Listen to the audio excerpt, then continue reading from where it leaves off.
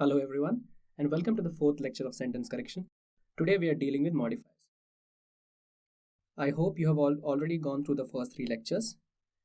If not, I request you to go back and kindly go through the first three lectures to understand this fourth lecture. Now modifiers as a concept is very important.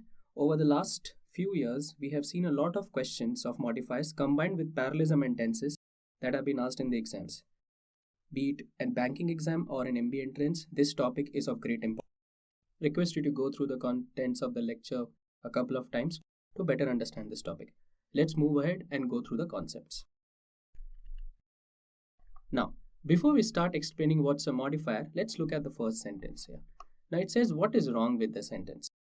And you can pause the video here and think for 30 seconds to figure out what is the problem with the sentence. Tom saw a giant man on his way home.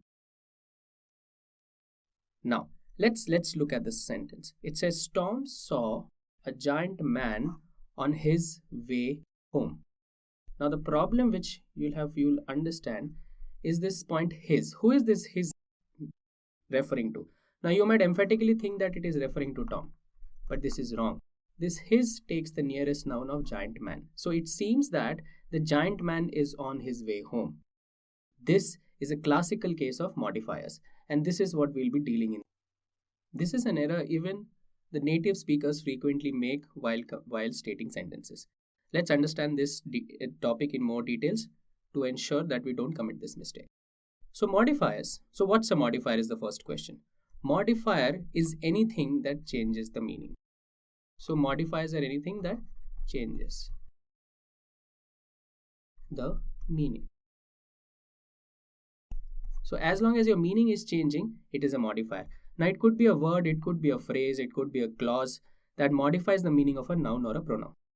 They can also be adjectives, adverbs, phrases, or clauses. So let's look at few examples to understand this slightly better. Now from an adjective standpoint, let's look at the first example. The dilapidated house has a garden. Now, which is the noun here? The noun here is house. What type of a house is this? It's a dilapidated house. So dilapidated is an adjective that also acts like a modifier to the noun house. Is it clear? Let's go to the next one. If you look at adverbs, it says Tom has only 2 daughters. Right? What is this only? This only is an adverb modifying 2 daughters. You can also state the same question as saying only Tom has 2 daughters. But in this case, the meaning completely changes because now only refers to Tom, but in this case only refers to 2 daughters. So in this case, adverb also becomes like a modifier to the noun Tom or the noun 2 daughters depending on the question.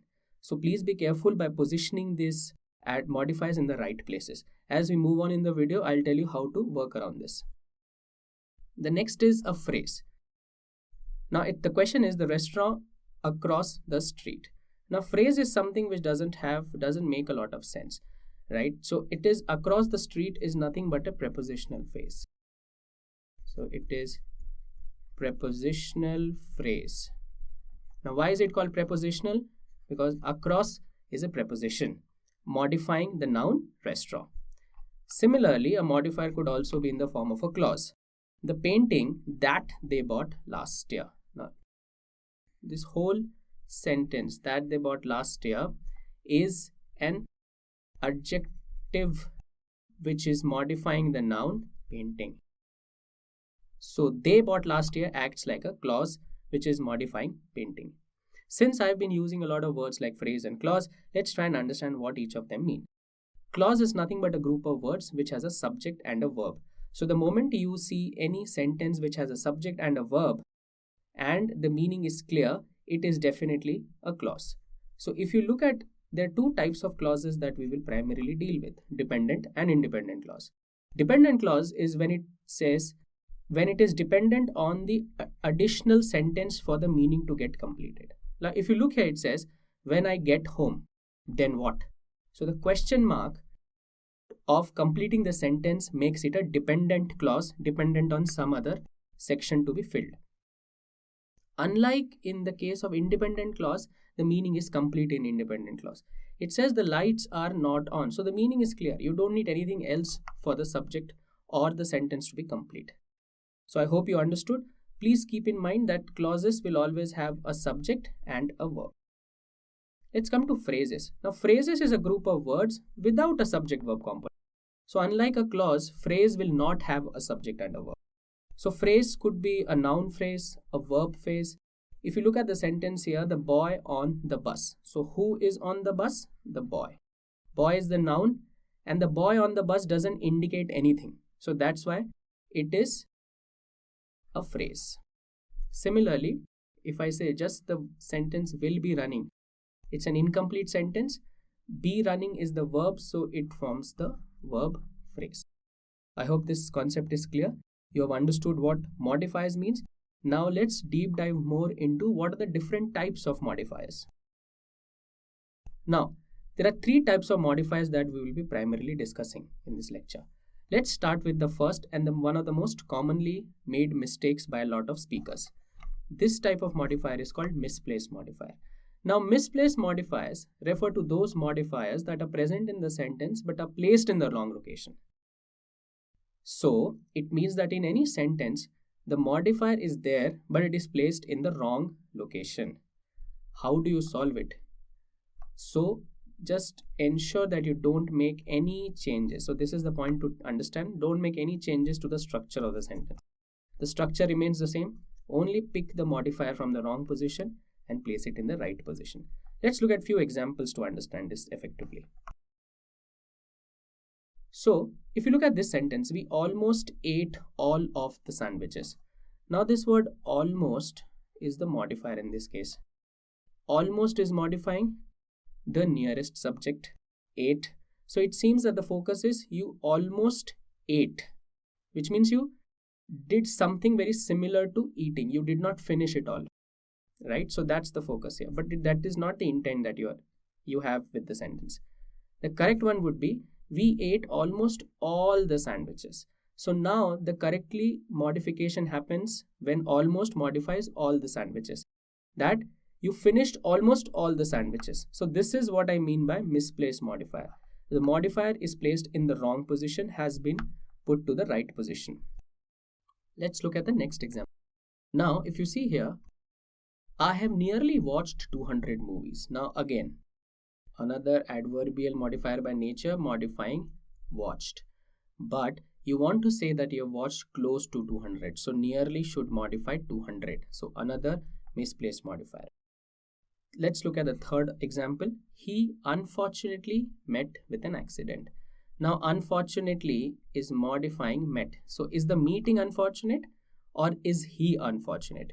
You'll realize that this guy is unfortunate and that's why unfortunately should come before he. Now, as a rule of thumb, whenever you're doing modifiers, always remember one key takeaway. So the key takeaway here, and I'll write it out. Modifiers are always placed nearest to the word that it modifies. And this is the golden rule to understand in modifiers. If your modifiers are not placed nearest to the word that it modifies, then it is a wrong modifier. So I hope you have understood the first type of modifier, which is misplaced modifier. Let's move on to the next type of modifier. And I'll delete this. So the next type of modifier is called a dangling modifier. And this is where you see predominantly questions coming. Now in dangling modifier, and this is what we're referring to, let's give me a brief background on this. Now if you look at misplaced modifier, in misplaced modifier you had the modifier in the sentences, which means the modifier was there. All you had to do was pick it from a wrong position and place it in the right position. In case of a dangling modifier, the word dangling should tell you that the modifier dangles, which means the modifier is not stated in the sentence. Now, there is a clear-cut approach to solve dangling modifiers. Always remember, dangling modifiers will be of this form. So you'll have a sentence followed by a comma followed by another sentence. Now, what you need to check is, so let's call this sentence 1 and let's call it sentence 2.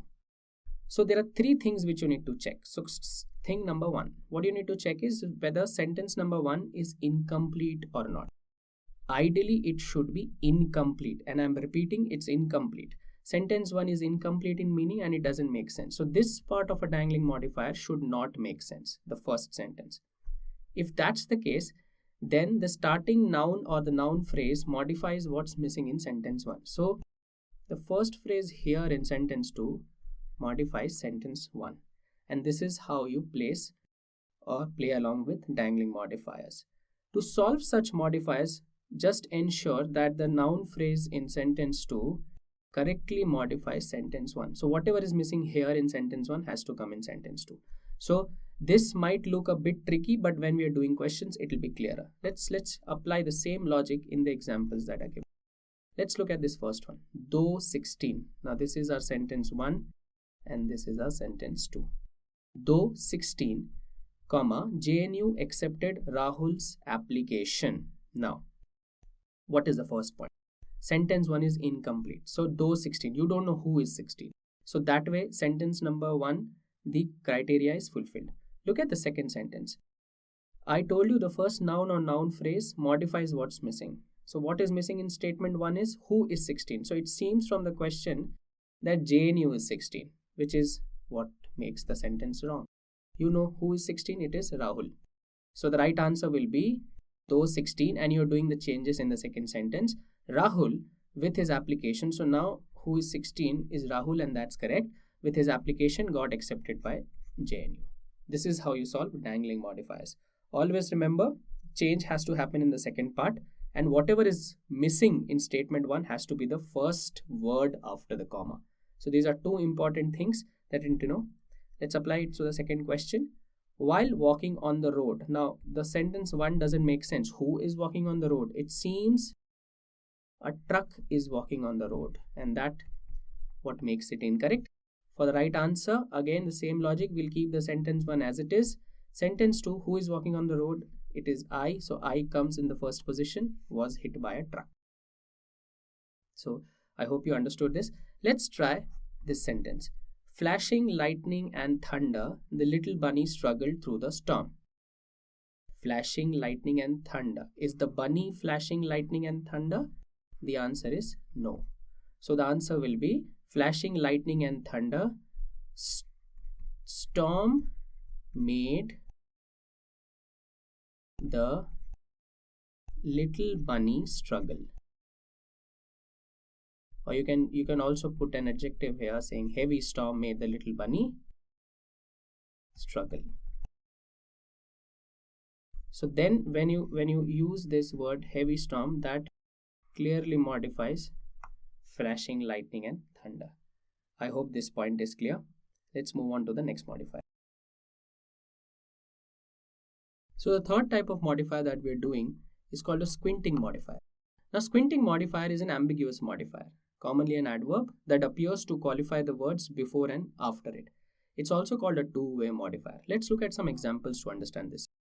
Cycling up hills quickly strengthens. Now, this quickly here and here, it seems it is not very clear whether cycling up the hills quickly is what you're referring or quickly strengthens is what you're referring.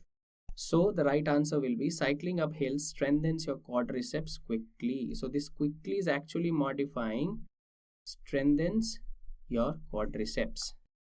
So that's how you restrict the squinting modifier. Similarly, another question, taking a moment to think clearly improves. Now, whether it is think clearly or clearly improves is the point of contention. So it should be taking a moment to think clearly about the issue improves your chances. So now clearly about the issue is what you have mentioned, and that removes the squinting modifier in this case. Another sentence, it says, I saw her anxiously arguing. Now, did you see her anxiously or is the anxious argument happening? So, anxiously saw her will make it correct. So, please keep in mind that when you're looking at modifiers, there are 2 things which you need to be specifically aware of. Point number 1 is modifier should always be placed before the word it modifies. So if it is not placed nearest to the word it modifies, then it is a wrong modifier. And squinting modifiers, the only way is to place it nearest to the right word. How do you fix it? As I've already discussed, like most misplaced modifier, a squinting modifier can be fixed by changing its position in the sentence or by rewording. So you just put it nearest to the right word that it modifies.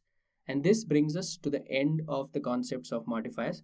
We have learned what's a modifier, what are the different types of modifiers, be it misplaced, dangling, or squinting. Please go through the video lecture again to understand and have a better grip on the concepts before you move on to the practice questions and assessments.